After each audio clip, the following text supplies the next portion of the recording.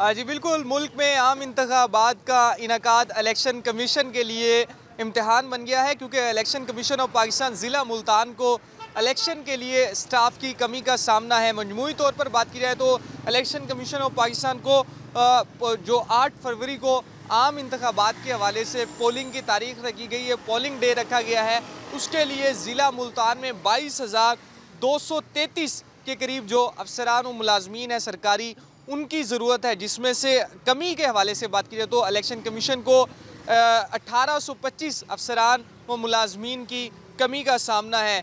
इस कमी के साथ ही इलेक्शन कमीशन की मुश्किल भी ये आन पड़ी है, जिसमें प्रिजाइडिंग ऑफिसर्स हैं वो अब इलेक्शन कमीशन के पास जो आम इंतखाबात के इनेकाद के मौके पर 112 के करीब कम हो रहे हैं। असिस्टेंट प्रिजाइडिंग ऑफिसर भी है, वो भी जो है 1080 के करीब कमी का सामना है। जबकि दीगर पोलिंग स्टाफ की, पोलिंग अमले की बात की जाए तो उसमें 633 के करीब जो अफसरान और मुलाजमीन हैं उनकी कमी का सामना है। मजमूई तौर पर 1825 जो सरकारी अफसरान और मुलाजमीन हैं उनकी कमी का सामना है। ऐसे में इलेक्शन कमीशन ऑफ पाकिस्तान की जानिब से, मुल्तान की जानिब से बाज़ाब्ता तौर पर डिप्टी कमिश्नर मुल्तान से स्टाफ की कमी को दूर करने के हवाले से रुजू कर लिया गया है, जिसमें जो इलेक्शन कमीशन को जो लिस्टें तमाम सरकारी महकमों की जानिब से 17 सरकारी महकमों की जानिब से फराहम की गई थी, जिनमें एजुकेशन डिपार्टमेंट भी है, सबसे अहम रोल अदा करता है, हेल्थ डिपार्टमेंट है, उनकी जानिब से, उनके अमले की जानिब से बेशतर के नाम जो थे उसमें शामिल नहीं थे,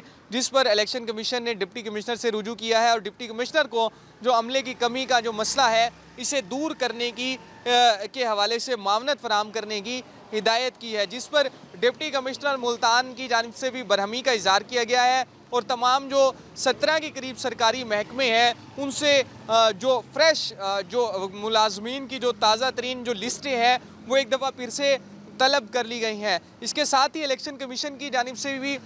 मुल्तान बोर्ड से भी रुजू किया गया है स्टाफ की कमी के हवाले से। जो प्राइवेट स्कूल्स जो बाज़ाब्ता तौर पर मुल्तान बोर्ड के अंदर रजिस्टर्ड हैं, जिनके जो स्टाफ है वो भी रजिस्टर्ड है और क्वालिफाइड स्टाफ है, तो उनको भी इलेक्शन कमीशन की पाकिस्तान की जानिब से जो पाइपलाइन है उसमें रख लिया गया है, ताकि जो स्टाफ की कमी का मसला अगर सरकारी दफातर से, सरकारी मुलाजमीन से पूरा नहीं होता तो ऐसे में जो प्राइवेट सेक्टर है उससे भी मदद ली जा सकती है। जी।